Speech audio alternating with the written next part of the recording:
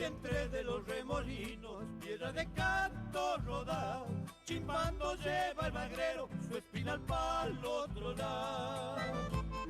¿Empezamos, César?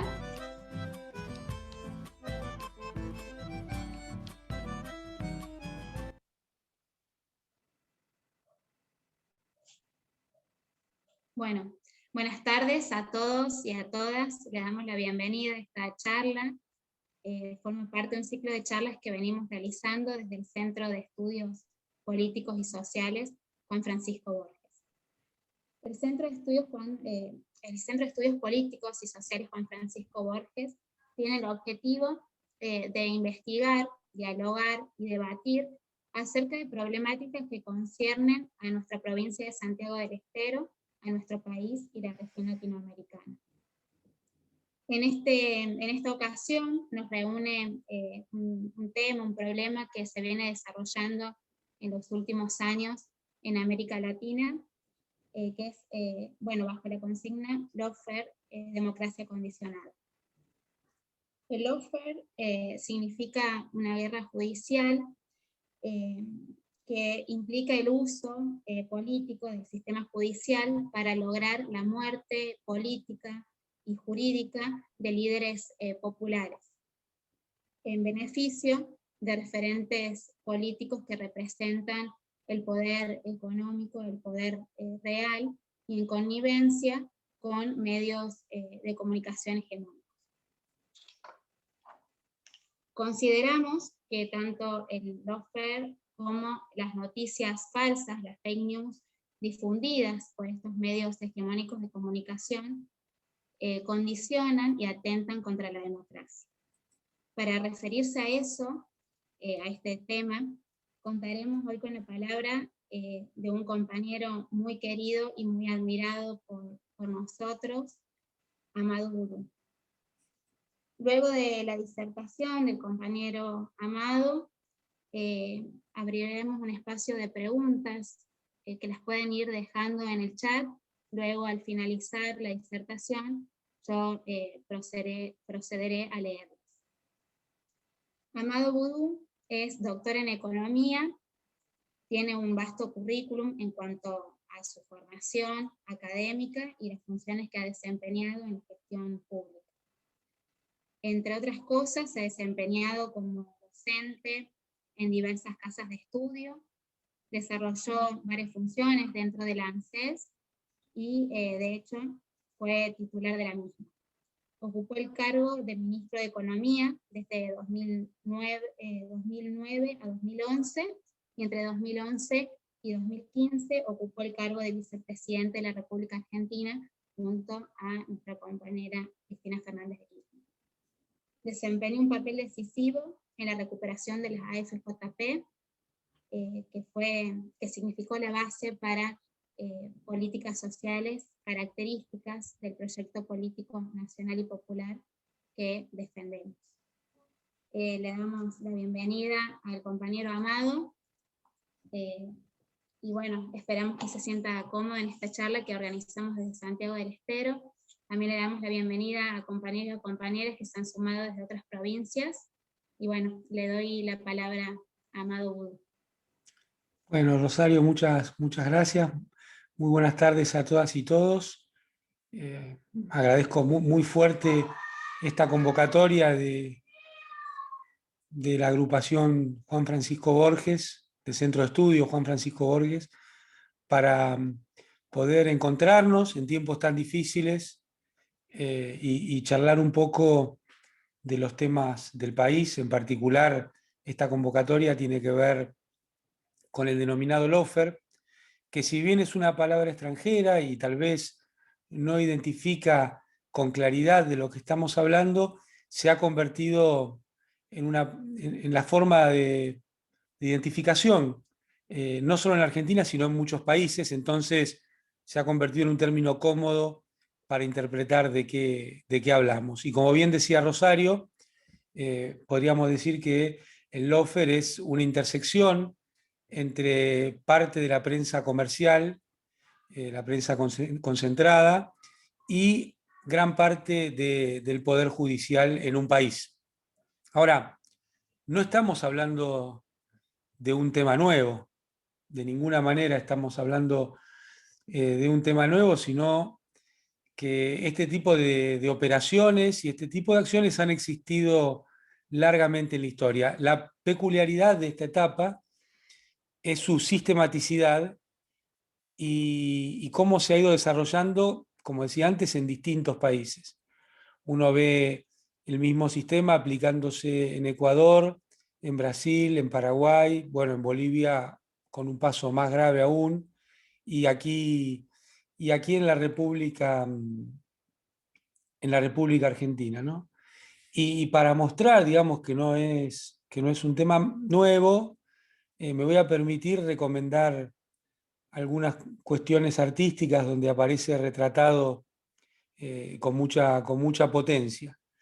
La primera recomendación es un libro de Umberto Eco que escribió en el año 2015. Es una novela muy corta que se llama Número Cero. Y se trata justamente de eso, de un commendatore, el commendatore bimercante que crea un diario para que no salga nunca. Crea un diario para hacer la tapa, por eso se llama Número Cero, y con esa tapa el director, un tal Domani, va a ver a los perjudicados por la tapa, bueno, para extorsionarlos, lisa y llanamente. Y de esa forma funciona este número cero, que es el leitmotiv, el eje de una novela que además es muy linda y muy interesante de Umberto Eco, porque trata de los temas de posguerra y trata también del amor entre uno de los periodistas, un señor Colonna, y otra de las periodistas del diario. Pero me parece que es una buena postal de una parte del Lofer, escrita nada más y nada menos que por Umberto Eco, ¿no? La otra es una película argentina, El Mural, del año 2010, dirigida por Héctor Oliveira, que su tema central es cuando Siqueiros, el gran muralista mexicano, vino a Argentina y bueno, pintó el famoso mural en la Quinta de Botana, que se hizo muy conocido porque estaba en una casa privada. Se hizo muy conocido cuando Cristina logró que quedara en el país, porque estaba saliendo medio en forma ilegal, y forma parte del Museo del Bicentenario en la Casa Rosada. Así que quien no tuvo la oportunidad de verlo es muy lindo, es una gran obra y es muy lindo cómo ha sido recuperada. Pero lo que yo quería comentar de la película no es la parte del mural, sino que justo en uno de los episodios que suceden dentro de la película es el asesinato de Bordaberry en el año 1935 en el Senado de la Nación. Un episodio históricamente muy conocido. Pero la anécdota que relata esta película, El Mural, es que el presidente Justo, en ese momento presidente de la Nación, ni bien sucede el hecho, se comunica telefónicamente con Botana, que era el director del diario más importante, y lo llama para pedirle consejo, el presidente de la Nación al director del diario. Y el director del diario dice, cruzate, venite acá, porque ustedes saben que el edificio de la prensa estaba cruzando la Plaza de Mayo desde la Casa de Gobierno. Entonces lo cita, digamos, en su despacho al presidente de la Nación, que caminando cruza la plaza y llega al despacho de Botana, le relata el problema que tiene y le dijo, no tengas ningún problema, vos repatriá los restos de Gardel, que yo lo convierto en la noticia más importante y ponemos en el fondo del diario el asesinato de Bordaberry. Así que me parece que es otra gran postal de cómo ha funcionado el sistema mediático en la Argentina, que aparece medio de costado en la película, pero es muy interesante ver. Y el tercer hecho artístico, digamos, es la grandiosa película, la primera película de Orson Welles, El Ciudadano, del año 1941, que, bueno, es una película que permanentemente está mostrando también como segundo tema, cómo este hombre, Charles Foster Kane, manipulaba a través de sus medios a la opinión pública en forma permanente. Así que como vemos, no es un tema nuevo y tan potente ha sido el tema que ha merecido hasta el tratamiento artístico, que ya sabemos que la cultura y el arte reflejan costados de la realidad de las sociedades y de los pueblos. Y entonces, ¿cuál es la novedad? Es la sistematicidad. La novedad es lo orgánico y es lo difundido del mecanismo. Sabemos lo que pasó en Ecuador, donde, bueno, hubo un juicio en ausencia a Rafael Correa, en el cual fue condenado, y esto, bueno, no le permitió ser candidato, y después estuvo acompañado no solamente de un bombardeo permanente de la prensa sobre Rafael y sobre su fuerza política y personalidades muy importantes, como la compañera Rivadeneira, que presidió la legislatura ecuatoriana, sino que hubo persecución hasta sobre la lista, porque no le permitían desde la justicia conformar los frentes electorales. Y esto no pasó hace tanto, la elección fue hace pocos meses, ¿no? Pero bueno, fíjense que aún está preso el vicepresidente de Ecuador, el compañero Blas. En Paraguay asistimos al derrocamiento del presidente, también casi, digamos, sin esfuerzo, usando solamente este tipo de mecanismos, pudieron derrocarlo. En Brasil tuvo varias etapas, porque, claro, empezó con Dilma, empezó con la fuerza, con el PT y la alianza que había conformado, con muchos compañeros y compañeras, pero de las autoridades empezó con Dilma, que fue también destituida con el acompañamiento del Poder Judicial y con una fuerte presión, fuertísima presión mediática, por algo que ni siquiera era una falla administrativa. Sin embargo, Dilma terminó teniendo que renunciar o renunciando, y a partir de ahí, bueno, la andanada sobre Lula fue cada vez más potente, y ahí aparece algo que en Argentina se hizo muy, muy, muy frecuente, que yo llamo el espectáculo, la sociedad del espectáculo, donde no basta con la presión y la persecución judicial, no basta con el ataque permanente desde los medios concentrados, sino que además se hizo del sistema penal un sistema de disciplinamiento no solo para quien lo recibe, sino como un mecanismo de señales para el resto de la sociedad. Y bueno, en el caso de Lula fue muy potente, pero acá en Argentina es donde más potente ha sido, porque el famoso cuento del casco y el chaleco antibalas, explíquenme qué sentido tenía o qué sentido tuvo. Si a cualquiera de las compañeras y compañeros que lo hubieran citado judicialmente se hubiera presentado, porque ninguna de nosotras ni nosotros se le pasó por la cabeza en ningún momento irse de nuestra patria, sino estar siempre para decir nuestra verdad, nuestro compromiso, sean las condiciones que sean.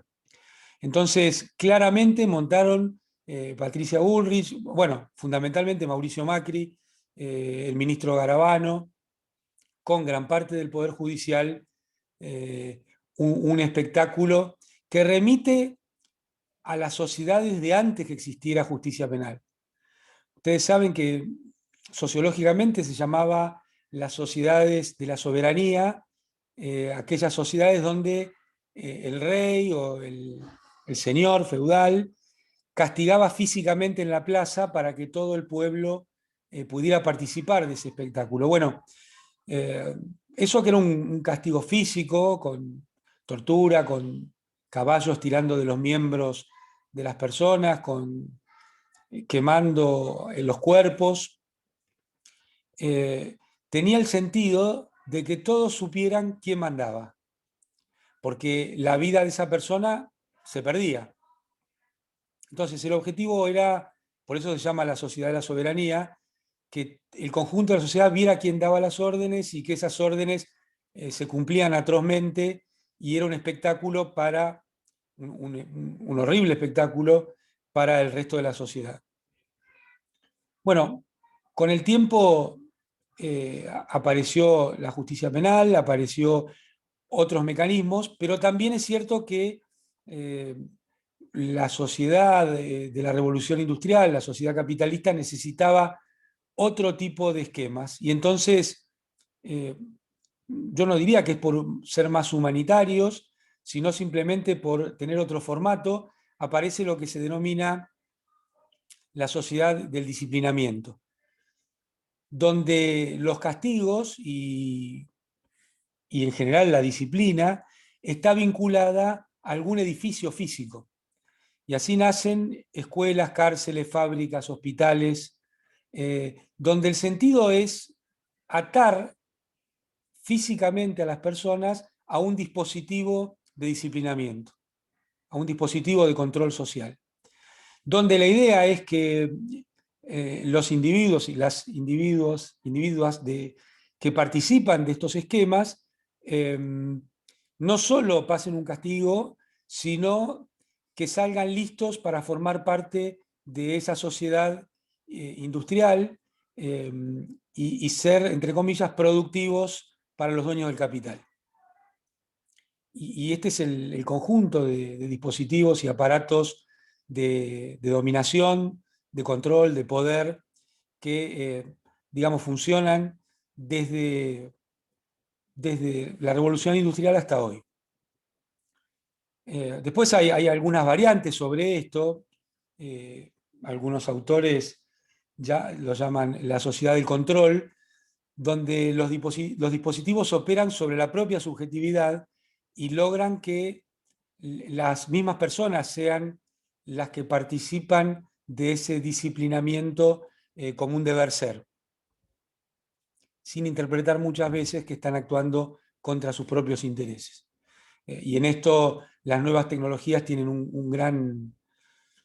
son una gran polea para este tipo de sociedad, vienen siendo. Ahora, yo creo que esto que hemos visto a partir del Loeffler es la sociedad del espectáculo en un doble sentido. Primero es la vuelta a mostrar quién es el que manda. Quién es el que manda en términos concretos y físicos. Ya no en dispositivos, sino sobre los cuerpos de las compañeras y los compañeros que venimos siendo víctimas del Loeffler. Y el cuento del casco, la gorra, las esposas, te voy a buscar, te saco de tu casa, o te espero en la puerta de un avión que todo el mundo sabía dónde estaba, porque si no, no lo podían esperar, como fue el caso de Lázaro Báez, han sido mecanismos para volver a esa sociedad del disciplinamiento, a esa sociedad del castigo, pero con una nueva vuelta de tuerca, típica de los elementos de marketing, que es que está segmentado el mensaje. Hay un mensaje para el conjunto de la sociedad, que es que vean quién manda, y hay un metamensaje incluido en ese, que es para los sectores que participan de la política, que es, mirá qué te pasa si estás dispuesto a intentar cambiar cómo funciona la sociedad. Entonces, tiene una potencia adicional de los dos estadios anteriores, ¿no? Porque opera sobre distintas subjetividades, opera en definitiva no solo sobre la sociedad, sino sobre quienes toman decisiones para el ordenamiento de esa sociedad.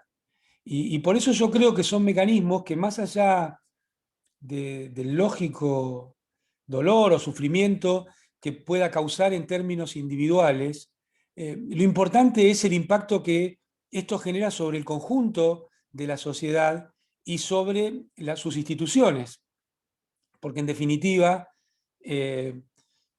no hay ninguna duda que esto es lo que viene condicionando el funcionamiento democrático.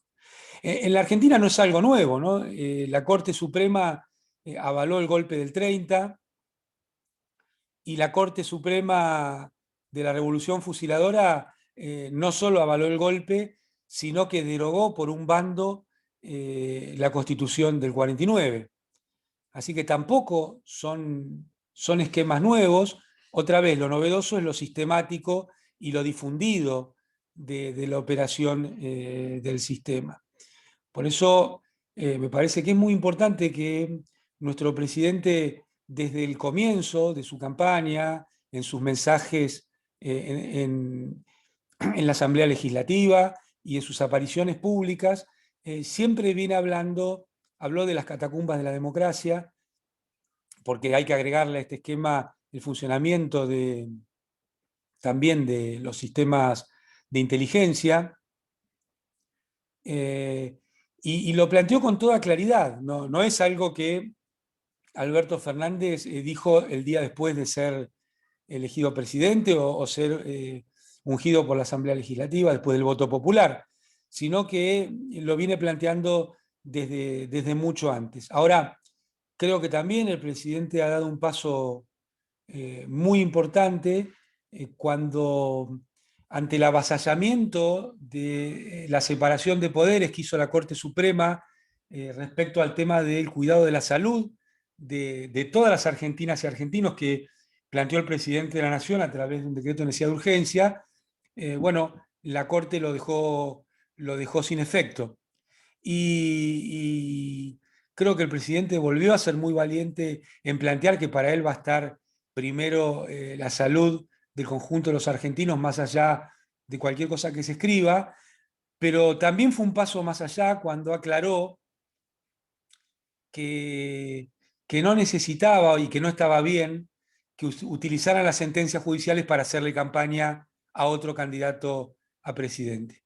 Y lo dijo así, con toda claridad, en público y está en los medios. Entonces me parece que esto ha sido muy importante como un paso de reconocimiento de la situación en la cual viene sumida la Argentina hace mucho tiempo.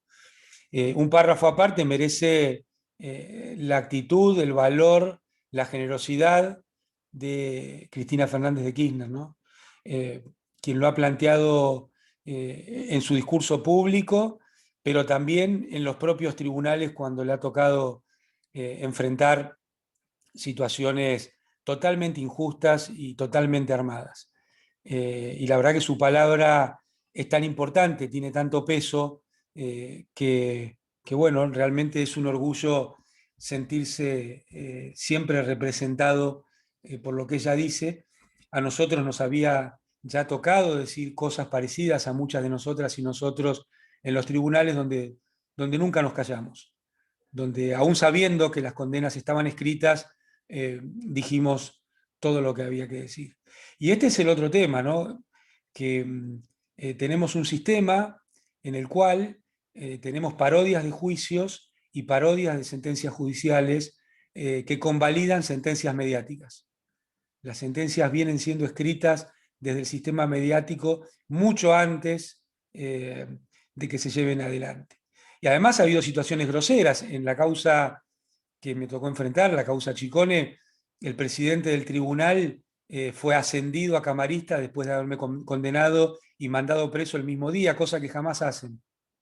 Pero bueno, el hombre estaba esperando cobrar esa sentencia y ese encarcelamiento con su ascenso a camarista federal. Cosa que además quedó a todas luces explicitada cuando el presidente Alberto Fernández hizo lo que hay que hacer, que es mandar al Senado de la Nación para que se evalúen los pliegos de esas personas que habían sido movidas a dedo por Macri. Bueno, fueron 10 los pliegos que mandó, solamente 3 fueron los que no se presentaron a hacer lo que dice la Constitución. Uno fue este señor Bertuzzi, porque claro, es inexplicable toda su conducta en los trámites judiciales que tuvo, así que no dio la cara en el Senado de la Nación como marca la Constitución, cosa que nosotros sí hicimos aún sabiendo que íbamos a un juicio injusto, que íbamos a una situación en la cual primaba más la sentencia mediática que cualquier discusión jurídica. Por eso hace falta pericias truchas, hacen falta testigos a los cuales les pagan con un hotel, hacen falta amañar en mil carillas cosas que, claro, no se pueden explicar muy fácil porque en realidad son mentiras. Y esa es la situación bueno, que estamos viviendo en la Argentina. Por supuesto, a veces se dice, ¿cómo hablan de lawfare si los juicios empezaron durante el gobierno de Cristina? Justamente, lo que estamos viendo es el despliegue político de un poder de la República para formar parte de un ataque a un sector de la vida política argentina. No hace la diferencia que funcionara antes o después de que terminara el gobierno de Cristina. Ahora, algunas señales adicionales hay, ¿no? Que la Quinta de Olivos se haya convertido en un club de pádel para jueces y fiscales con el gobierno de Macri deja a las claras que alguna connivencia, algunas cosas tramaban y algunas cosas perpetraban a partir de haberlas tramado. Que uno viera que durante el gobierno de Macri las detenciones preventivas eran una cuestión de todos los días y que cuando el gobierno de Macri terminó ya no hubiera más así una andanada de prisiones preventivas, quiere decir que había una política que estaba impulsando el ministro Garabano y el presidente Macri en connivencia o apretando a parte del Poder Judicial. Que existiera la mesa judicial. Miren, yo no soy abogado, pero he leído y releído la Constitución y le he preguntado, y en ningún lado de la Constitución se habla de la mesa judicial. La mesa judicial era un dispositivo que tenía Garabano para apretar, para coordinar a jueces y a fiscales, para decirle a quién tenían que meter preso y cuándo. Porque el otro motivo es que ya no se usa más el Código Penal para ver las fechas, usan el Código Electoral. Entonces ahí deciden cuándo y qué hacer con tal o cual persona. Si venía una elección, bueno, había que meter preso a los kirchneristas.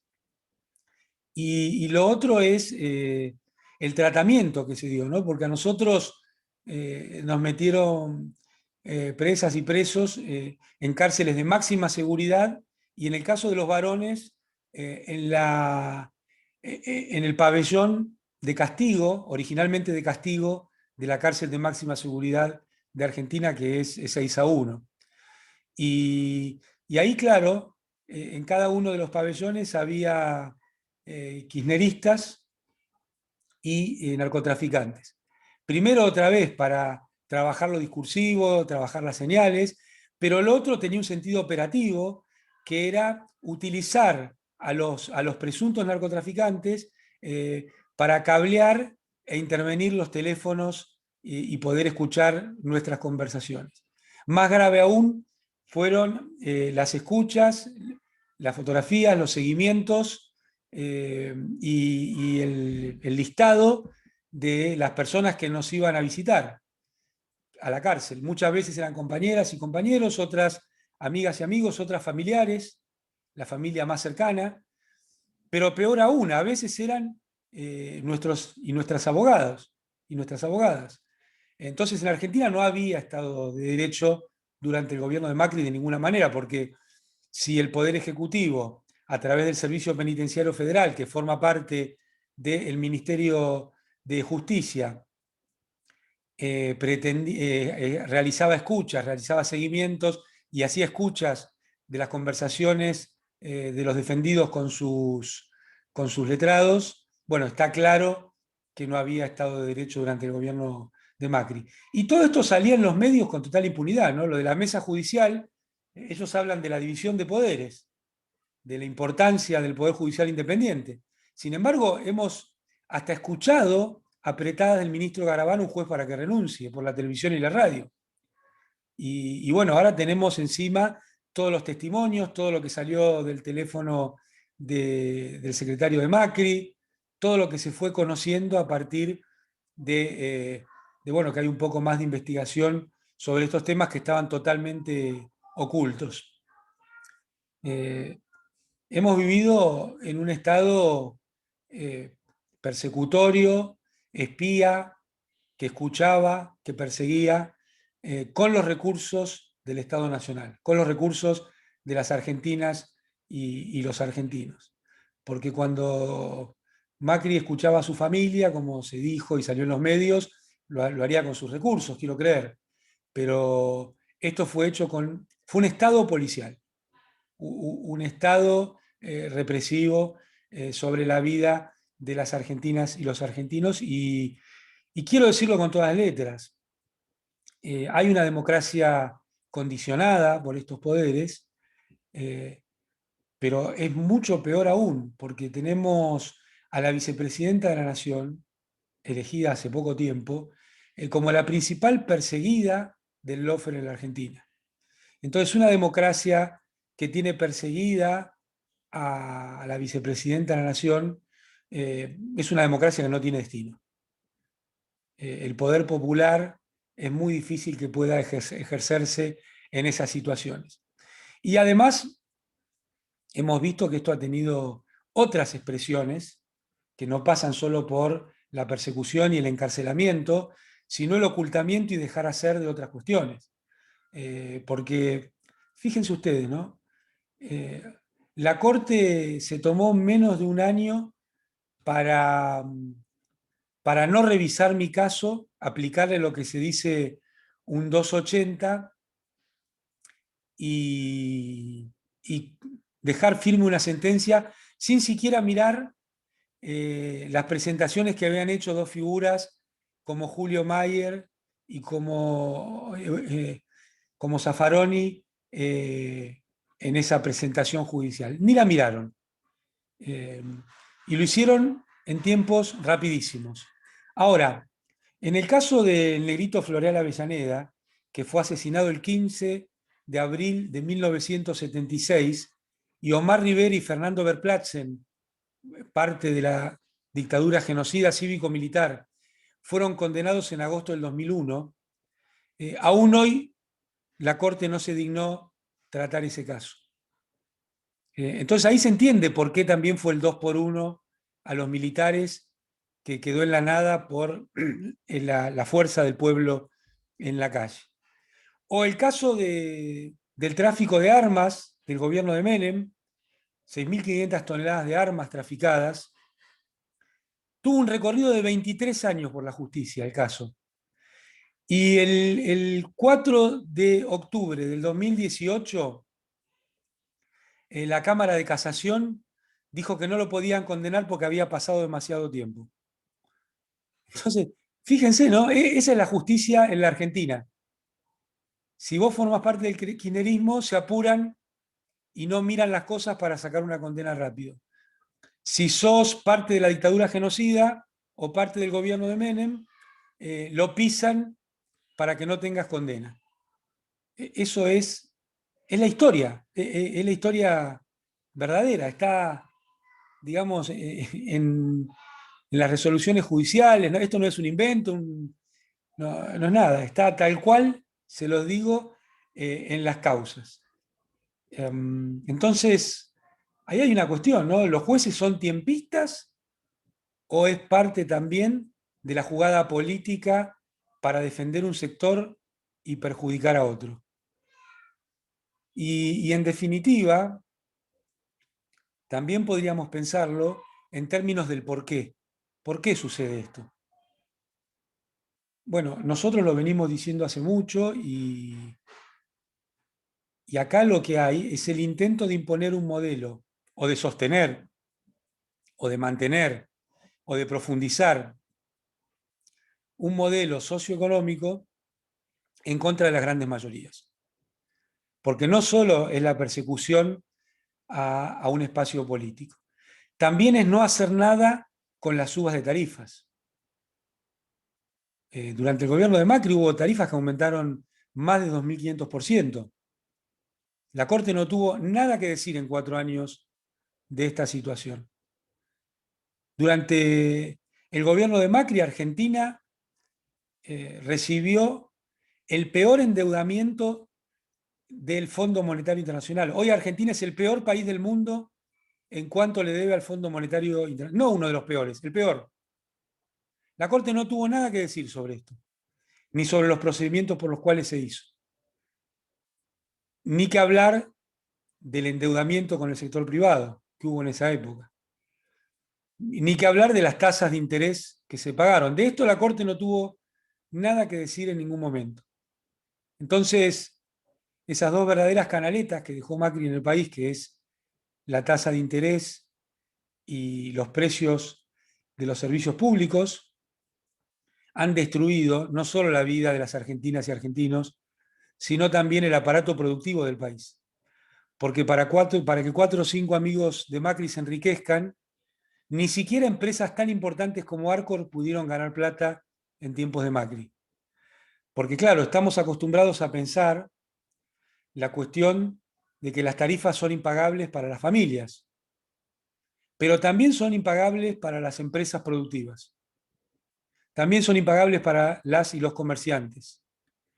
Sobre esto, el sistema judicial argentino no tuvo nada que decir y hasta hoy no ha dicho nada. Entonces, está claro que todo forma parte de un mismo esquema de defender a los poderosos y ser muy duro con los más débiles. Y eso es algo que nuestro espacio político jamás hizo. Y también hay que decirlo con todas las letras. Cuando Cristina Fernández de Kirchner dijo hasta luego el 9 de diciembre de 2015, no había ninguna argentina, ningún argentino, ningún sector de la vida económica y social de la Argentina que no estuviera mejor que cuando asumió Néstor en el año 2003. Ninguno. Se gobernó para todas y todos. Por supuesto que no fue un gobierno neutral. Siempre un esfuerzo adicional por las jubiladas y jubilados, por las trabajadoras y los trabajadores, por el sistema científico argentino, por las universidades, por los docentes y las docentes. Pero se expandieron todos los sectores de la vida económica argentina, incluso aquellos que jamás nos iban a votar, nosotros también trabajamos fuertemente por esos sectores. Repito, sin ser neutral respecto a los otros. Porque a nadie puede escaparse que cuando asumió Kirchner había 3 millones de jubilados, es decir, más o menos 1 de cada 2 adultos mayores no tenía una cobertura, y cuando terminó Cristina el 100% tenía una cobertura, y en Santiago del Estero lo saben muy bien, porque el plan de inclusión jubilatoria tuvo una eficacia extraordinaria, producto de cómo se trabajó también con los gobernadores y las gobernadoras de nuestras provincias, que hicieron un gran esfuerzo para que el plan de inclusión jubilatoria llegara a cada uno de los lugares de nuestra patria.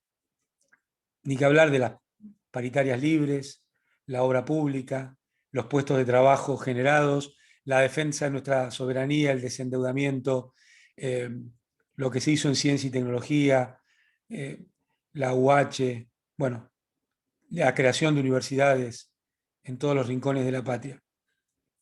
Entonces esto es lo que está en discusión, esto es lo que está en disputa, esto es lo que está en juego. Por eso yo, más que lawfare, lo llamo la democracia condicionada, porque creo que son los efectos reales que este sistema tiene sobre la vida de las y los argentinos, más allá del efecto que tenga sobre la vida de quienes nos toca enfrentar en términos personales ese sistema. Pero hay que saberlo, ninguna de nosotras y nosotros se va a doblar, se va a quebrar, se va a esconder, de ninguna manera. Nosotros vamos a seguir con las mismas convicciones, cada vez con más convicciones y más fortaleza, luchando por lo que luchamos.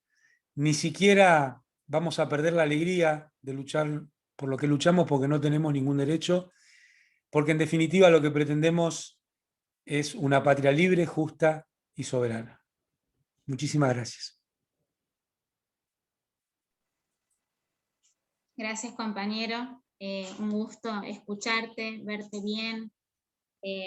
Algo que esperábamos todo este tiempo. Me pareció muy importante este recorrido histórico que hiciste, que esto no es algo nuevo, solamente que, bueno, cambia en cuanto a lo sistemático.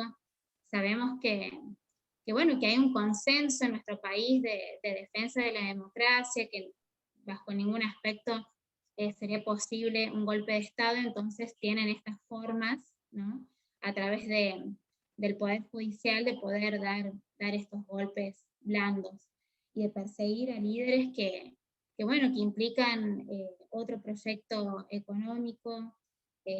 Bueno, vos sos uno de los grandes perseguidos por esta guerra judicial, y bueno, tiene un porqué, por supuesto, y tiene que ver con esto de la recuperación de la FJP y de todas las políticas de inclusión y de equidad que ha desarrollado el proyecto político que defendemos y que representas.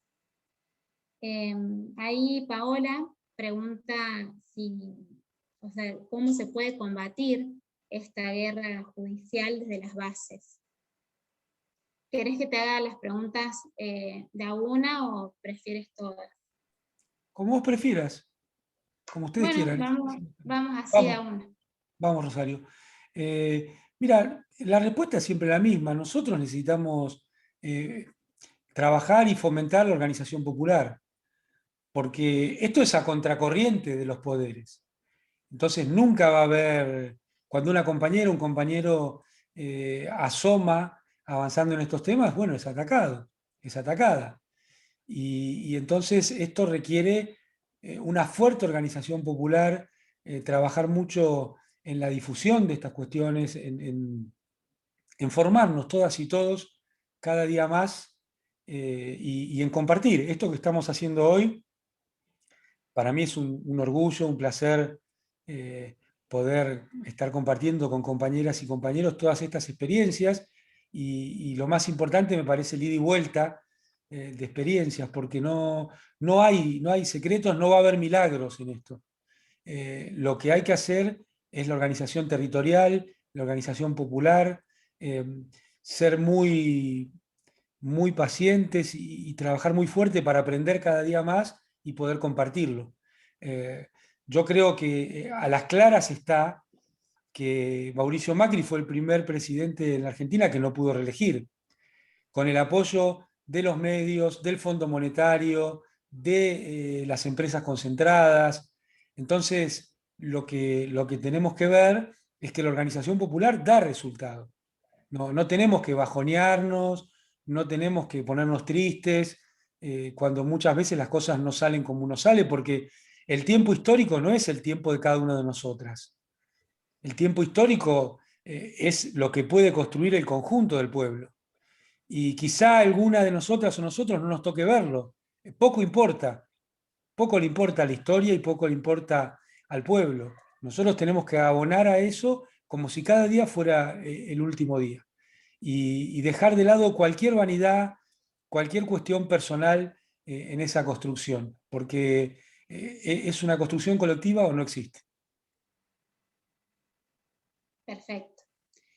Ezequiel pregunta si crees que el proyecto de reforma judicial en debate contribuye a poner fin a estas prácticas sistemáticas, o qué se puede hacer en ese sentido, y bueno, si es posible debatir en este contexto y reformar la Constitución. Mira, vamos a hacer un poco de historia también. Cristina mandó en el 2014 un conjunto de leyes para democratizar el Poder Judicial, porque está claro, 6 leyes eran en concreto, que en toda la historia de nuestras distintas etapas democráticas, el único poder que no avanzó en este sentido fue el Poder Judicial. De hecho, el Poder Ejecutivo, el Poder Legislativo van a elecciones en forma regular, salvo cuando hay golpes de Estado, ¿no? Y bueno, es el pueblo el que dice qué es lo que está sucediendo y cómo va a funcionar esos poderes. ¿Quién va a estar al frente?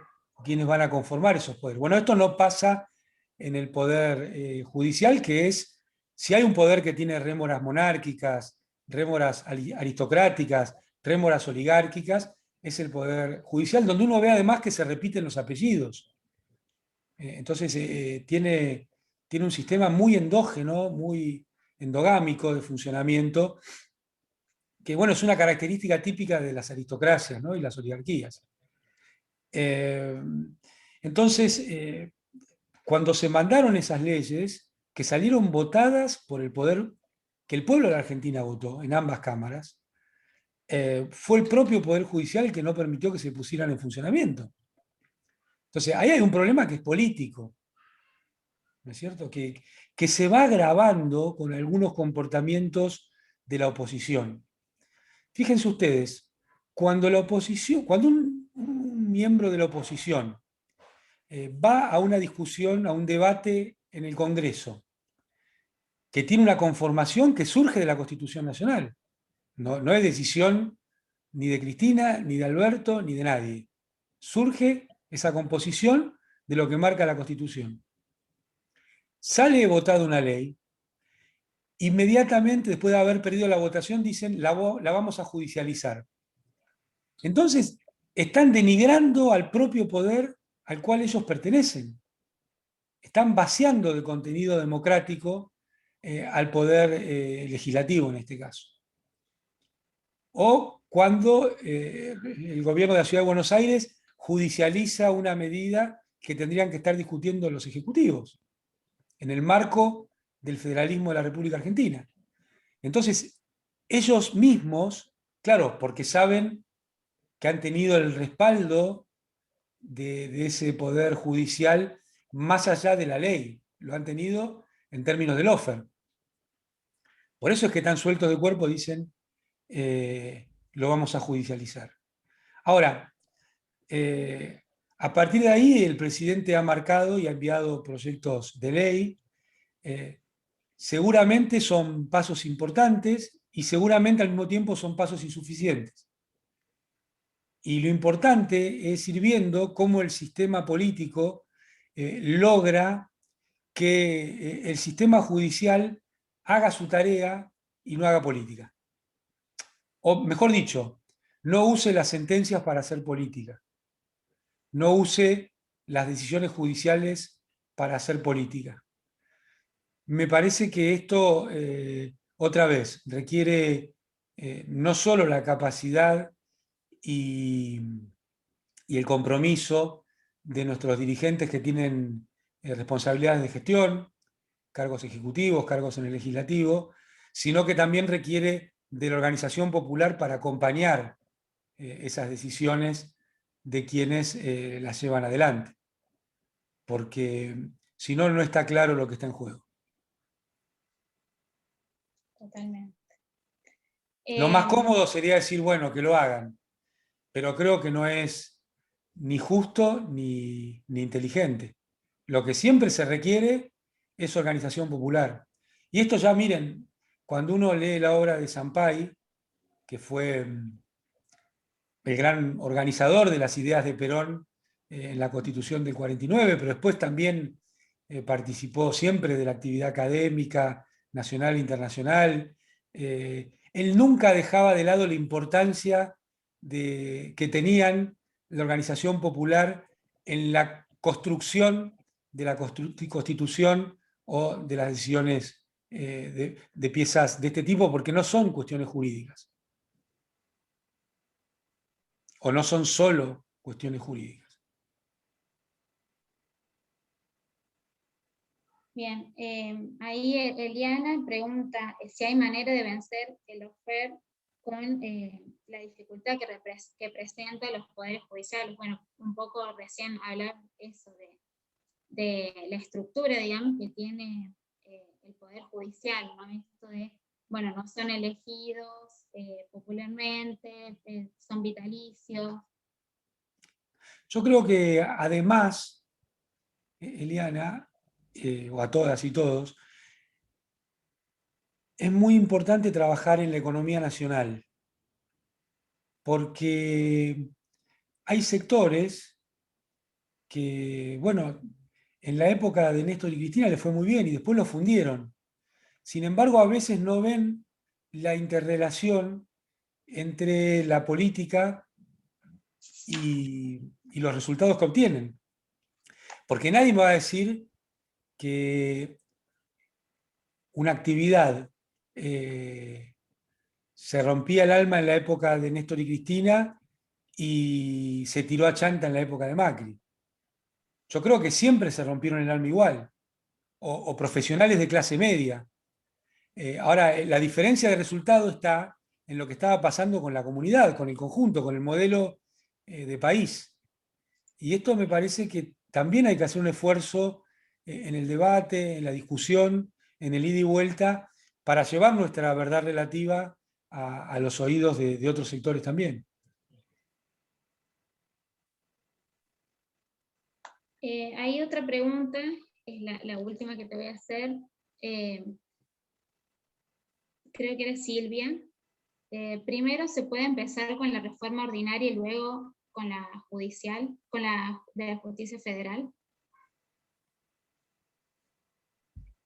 No Si sé, sería una alternativa. me gustaría que lo inviten a Raúl Zaffaroni o al profesor Cholvis o a Graciana para hablar de esos temas, ¿no? Son temas muy específicos, me parece, Muy específicos. para dar una respuesta, sí. Bueno, creo que no hay más preguntas. Eran bastante relacionadas. Así es. Bueno, es que el Sí, tema es muy claro y agradecerte. está muy en vigencia, ¿no? Sí, totalmente. Sí, agradecerte, bueno, tu testimonio, también, bueno, todo lo que has podido describir también desde tu vivencia. A ver, ahí hay unas preguntitas.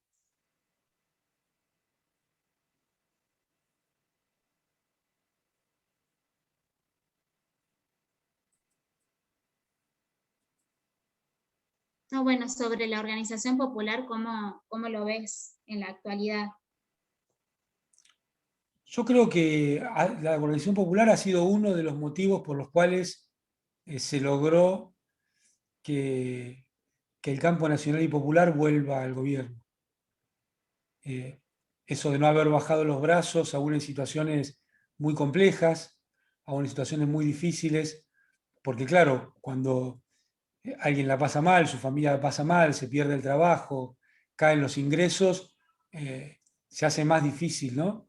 Sin embargo, a lo ancho y a lo largo de la Argentina, las organizaciones sociales, las agrupaciones políticas, han tenido, me parece, nos han dado un ejemplo de cómo seguir funcionando contra viento y marea durante los años de Macri, y lo que muchas y muchos decían que se iba a ir, que no se iba a sostener en el tiempo, bueno, fue todo lo contrario. Se fortaleció, se logró la unidad, se trabajó con mucha potencia, también con mucha comprensión de otras compañeras y compañeros que por ahí no tenían posiciones idénticas, pero sí un punto de vista común sobre lo que estaba pasando, y eso, juntamente con, me parece, lo que representa Cristina y con lo que fue Alberto como candidato, permitió que se ganara una elección que parecía muy reñida y no lo fue tanto, ¿no? Porque se ganó en primera vuelta, y repito, es la primera vez que un presidente en la Argentina que se presenta a la reelección la pierde. Entonces, me parece que la organización popular es uno de los ejes que permitió eso, y esto debe invitar a redoblar el esfuerzo, porque si demuestra que ha sido efectivo, lejos de quedarse contento, hay que redoblar para que sea más efectivo. Así que creo que por ahí pasa el tema de la organización popular, y de no dejar de entender lo que pasa en cada una de nuestras ciudades, en cada una de nuestras provincias y en el conjunto de la nación. Porque tenemos que entender que no hay proyecto de ciudad si no hay proyecto de provincia, y no hay proyecto de provincia si no hay proyecto de país. Bueno, la última. Mario pregunta cómo ves que se está abordando la economía en Argentina y qué crees que se puede mejorar o cambiar. Bueno, para empezar hay que ponerlo en contexto, ¿no? Lo que dejó Macri fue desastroso, porque así como les decía que cuando se fue en el 2015 nuestro gobierno, no estaba mejor que cuando asumió Néstor. Cuando se fue Macri del gobierno, no había nada que no estuviera peor que cuando empezó. Él fue muy canchero y muy sobrador para hablar de pobreza cero y de que la inflación no era un tema y de que iba a haber lluvia de inversiones, etcétera, etcétera, etcétera. Y salarios, tarifas, endeudamiento, jubilaciones, comercio exterior, desempleo, todo estaba peor cuando Macri terminó. Inflación, pobreza, todo. Entonces, esa es una situación muy difícil de abordar y después encima cayó la pandemia. A mí me parece que la posición del presidente de poner la salud ante todo es la correcta y vamos a ir viendo los resultados, que fue muy tenaz en sostener su decisión con el tema de las vacunas y eso logró que estemos al borde de fabricar vacunas en Argentina, que de otra forma no hubiera sido posible. Y todo lo que se dice todos los días es mentira, porque un día dicen que la vacuna envenena, el otro día que las vacunas no alcanzan, el otro día que se distribuyen más y el otro día que envenenan. Y arranca otra vez. Y son las mismas personas que dicen lo mismo un día para otro. Entonces, ya no es la posverdad, importa un pito lo que dicen, les importa un pito, porque son capaces de decir cualquier cosa con tal de dañar. Y en ese camino le van sacando, lamentablemente intentan sacarle esperanzas a la población y a la sociedad. Pero yo estoy convencido bueno, que hay un gobierno nacional y popular y que está enfrentando este tema. A mí me gustaría que los ingresos crecieran más rápido que la inflación, que además es lo que marca el presidente, pero bueno, hay que estar todos los días acompañando y empujando al gobierno y tratando de construir masa crítica para ir cambiando la correlación de fuerzas. Claro, es muy difícil la actualidad, digamos, por este contexto de pandemia, los efectos del macrismo y también en relación a la desinformación o las noticias falsas. Sería muy importante de nuevo avanzar sobre la ley de medios, ¿no? O sea, que no se ha podido lograr en aquel momento, no sé si sería el momento ahora, pero es muy importante también para esta guerra judicial también, que por ahí antes de las condenas judiciales están las condenas mediáticas y que por ahí confunden al pueblo. O sea, es que los juicios usan como libreto las noticias y los libros que han escrito los periodistas de investigación sobre esto. Y algunos de los casos, como en el caso del combustible, cuando el periodista que había escrito el libro fue como testigo, dijo que, bueno, que se había equivocado, que estaba mal. Entonces yo lo que digo, es muy importante el periodismo de investigación, es muy valioso, pero es eso. Es periodismo, no es fuente. No son ni testigos, porque el testigo es quien lo conoce por sus propios sentidos a lo que va a decir. No son ni testigos, ni son jueces y fiscales. Entonces, también la propia justicia penal se está autodenigrando haciendo este tipo de cosas. Totalmente. Bueno, gracias compañero. Bueno, te transmito los mensajes también de agradecimiento en el chat. A ver. Y bueno, agradecerte por todo, por todos estos años que has puesto la cabeza, el corazón y el cuerpo entero realmente, por defender este proyecto político, que bueno, sobre todo que ha sido una cabeza importante ahí. Bueno, hay un montón de preguntas más, pero... Bueno, yo la verdad que les quiero agradecer un montón al centro y a todas aquellas y aquellos que participaron de este encuentro. El agradecido soy yo por poder participar de este espacio político, por poder caminar todos los días, caminar no, porque primero estoy en prisión domiciliaria, segundo estamos en pandemia, pero caminar en sentido del alma, entre compañeras y compañeros con tanta alegría y con tanto compartir, y así lo vamos a seguir haciendo, no les quepa ninguna duda. Muchas gracias, y gracias a todos por sumarse. Bueno, invitarlos a que se sumen al centro, agradecer a los compañeros de otras provincias, de Catamarca, de San Luis, de Buenos Aires, que se han sumado y han podido escuchar al compañero. Gracias, Amado. Muchas gracias. Nos vemos pronto. Te esperamos por acá, cuando se pueda, en algún momento. Gracias, compañeras y compañeros. Muchas gracias, de corazón.